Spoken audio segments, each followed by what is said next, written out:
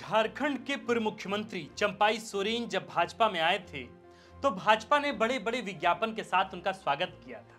लगभग सभी मंच पर वे दिखने लगे थे। हर बैठक में उन्हें शामिल किया जाने लगा। कभी संथाल तो कभी असम, कभी दिल्ली तो कभी रांची और कभी सरायकेला। वही सरायकेला की विधानसभा की सीट जो इस बार चर्चा के केंद्र में है।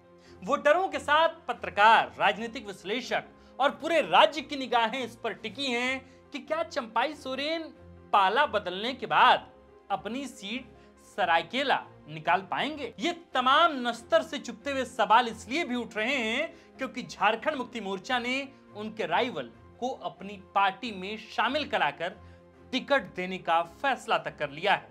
यानी पुराने प्रतिद्वंदी फिर से आमने सामने होंगे, लेकिन अलग अलग पार्टियों के टिकट पर।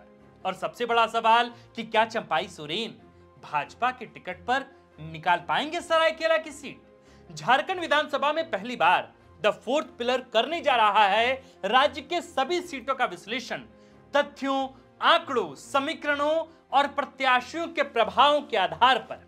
यानी हम आपको राज्य की सभी सीटों पर ऐतिहासिक आंकड़े बताएंगे, वर्तमान समीकरण बताएंगे और यह भी बताएंगे कि कौन से नेता फिलहाल किस स्थिति में फंस चुके हैं।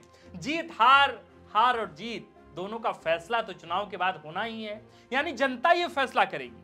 हम तो बस ये बता सकते हैं कि वर्तमान में स्थितियां क्या है। लेकिन इस तमाम सेगमेंट में बस एक गुजारिश आपका मृग छौना झारखंडी पत्रकार आप तमाम दर्शकों से करता है कि इस कड़ी की जितनी भी वीडियोस हैं वे तमाम वीडियोस आपको धैर्य से देखने हैं, तभी आप समझ पाएंगे कि हम आखिर कहना क्या चाह रहे हैं। तो हम इस कड़ी की शुरुआत कर रहे हैं पहले चरण की सीटों से, जिसमें सबसे चर्चित सीट है कोल्हान की सीट और कोल्हान में सरायकेला की सीट। तो फिर चलिए शुरू करते हैं कोल्हान का आकलन और बताते हैं आपको कि सरायकेला का गढ़ कौन करेगा फतह। नमस्कार, जोहार, हमारा नाम है आकाश आनंद और आप देखना शुरू कर चुके हैं झारखंड की राजनीति का सबसे विस्तृत विश्लेषणात्मक कार्यक्रम, जिसका नाम है सियासी कहानियां सीजन 2।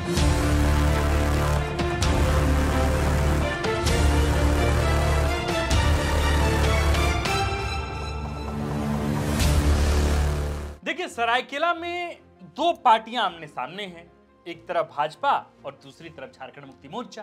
भाजपा ने चंपाई सोरेन के नाम पर आधिकारिक मुहर लगा दी है और झारखंड मुक्ति मोर्चा ने गणेश महली को चुनाव लड़ाने का इरादा भी जाहिर कर दिया है। चंपाई सोरेन की एंट्री पहली बार 1991 के उपचुनाव में हुई थी, जिसमें पहली बार चंपाई सोरेन जीतकर चुनाव में आए थे।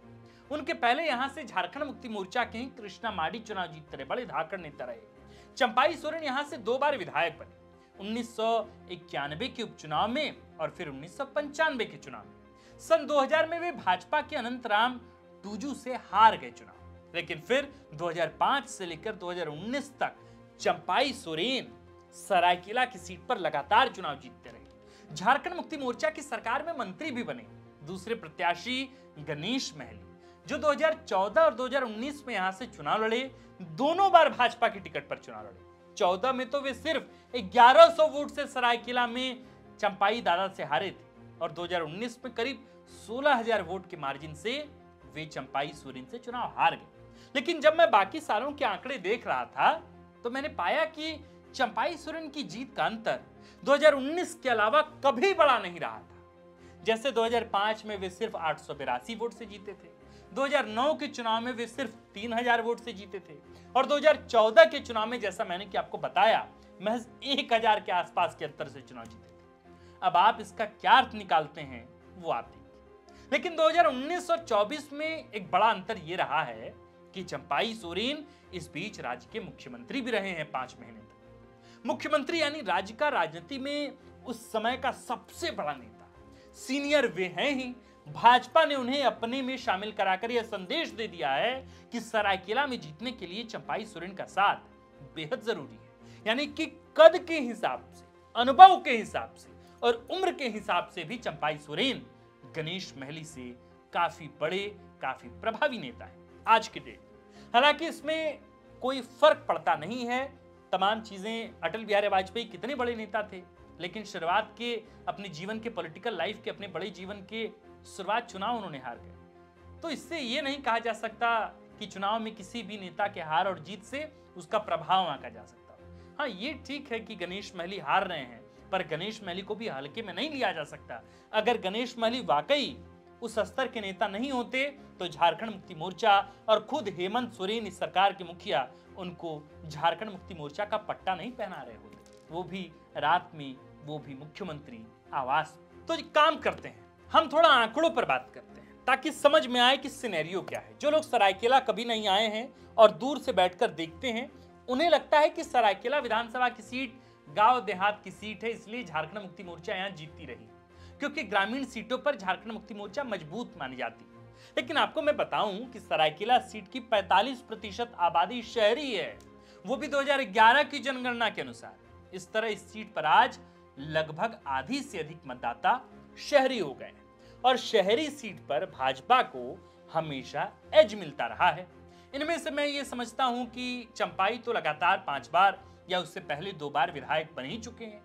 उसकी वजह झारखंड मुक्ति मोर्चा का वोट बैंक नहीं, उनका अपना जनाधार भी है। मैं भी शब्द का इस्तेमाल कर रहा हूं। झारखंड मुक्ति मोर्चा का जो जनाधार है वो तो है ही, लेकिन चंपाईदा का भी अपना जनाधार है और यही बात सरायकेला के लोग भी कहते हुए नजर आते हैं। कई रिपोर्ट में उन्हें कहते हुए सुना जा सकता है कि वे चंपाई के साथ हैं, फिर वो भाजपा में हो या फिर झारखंड मुक्ति मोर्चा। यानी इस पूरे मामले को लेकर इसका अगर आप निचोड़ निकालें तो यह समझ आता है कि चंपाई सोरेन का जनाधार प्लस शहरी सीट होने के कारण भाजपा का प्रभाव जो अब तक गणेश महली के साथ था, वो मिलकर सरायकेला को भाजपा के लिए एक सेफ सीट बना देती है। अब आप देखें कि आदिवासी वोटर यहां 33% के आसपास है। कुर्मियों की भी आबादी यहां 13% से अधिक बताई जाती है। इसके अलावा मुस्लिम, जो भाजपा के लिए एक नकारात्मक फैक्टर साबित हो सकते थे, उनकी आबादी सिर्फ और सिर्फ 3.8% के आसपास है। बाकी आबादी लगभग 20 वर्गों में विभाजित है। कोई एक समूह प्रभावी नहीं है सिवाय आदिवासी और कुर्मी वोटर के। इस वोट बिखराव का भी फायदा भाजपा को मिलता रहा है। अब जहां तक मेरी जानकारी है, आदिवासी वोट चंपाई और गणेश महली में बढ़ सकता है, कुर्मी में बढ़ सकते हैं, लेकिन जो मिक्स्ड पॉपुलेशन है वो भाजपा की तरफ जाए ऐसा प्रतीत होता है, क्योंकि ऐसा ही हाल के वर्षों के चुनाव में होता रहा है। केवल एक फैक्टर है जो चंपाई के खिलाफ जाता है, वो है उनके खिलाफ एंटी इनकम्बेंसी, कि भाई 7 बार विधायक रहे हैं, 34 साल से यही हैं, अब किसी और को मौका मिलना चाहिए। जनता के दिमाग में ऐसी बातें आने लगती हैं, वे एक बार ही नेता से उब जाते हैं और कोई फ्रेश चेहरा खोजने लगते हैं। इसका काट आमतौर पर यह कहकर नेता निकालते हैं कि भाई ये मेरा आखिरी चुनाव है, जैसा प्रदीप यादव पड़ैया हाट में कहते हैं, और फिर सिंपैथी वोट पी जाता है और मामला सेट हो जाता है। चंपाई सोरेन ने ऐसे नहीं कहा है, लेकिन पार्टी बदलने के कारण उनके खिलाफ एंटी इनकम्बेंसी नहीं, उल्टा वे अपने अपमान की बात कहकर और ये कहकर कि मैया सम्मान योजना उनकी सोच थी, वे सिंपैथी वोट लेने की कोशिश कर रहे हैं। एक और दिलचस्प बात दोस्तों, 2019 विधानसभा में भले ही यहां झारखंड मुक्ति मोर्चा के टिकट पर चंपाई सोरेन जीते थे, लेकिन 2019 के लोकसभा चुनाव के दौरान इसी विधानसभा सीट से 60% वोट मिले थे, जबकि कांग्रेस को सिर्फ 33% वोट मिले थे।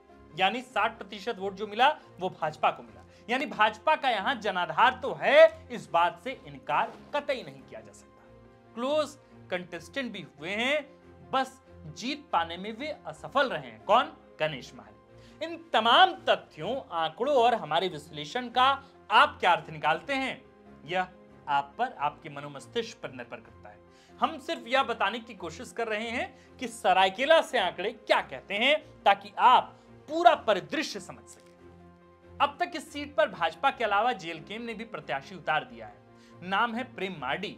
प्रेम मार्डी के सामने बहुत बड़ी चुनौती है। हालांकि मैं ये नहीं कह सकता कि कोई संभावना है ही नहीं, लेकिन रास्ता बहुत मुश्किल है, यह जरूर कहा जा सकता है। सरायकेला सीट पर क्या होता है हम भी देखेंगे और नजर गड़ा कर देखेंगे, और देखना तो आपको भी है, क्योंकि इस सीट से हाल के दिनों में झारखंड की राजनीति भी तय हुई है। सिर्फ 20 दिनों में चुनाव होने हैं दोस्तों, इंतजार बहुत लंबा नहीं रहने वाला है। तो अब आखिरी सवाल आप तमाम दर्शकों से, आपको हमारा यह विश्लेषण कैसा लगा, यह आपको फीडबैक में लिखकर हमें जरूर देना है। साथ ही यह भी बताना है कि अगली बार आप किस सीट का विश्लेषण हमसे सुनना चाहते हैं।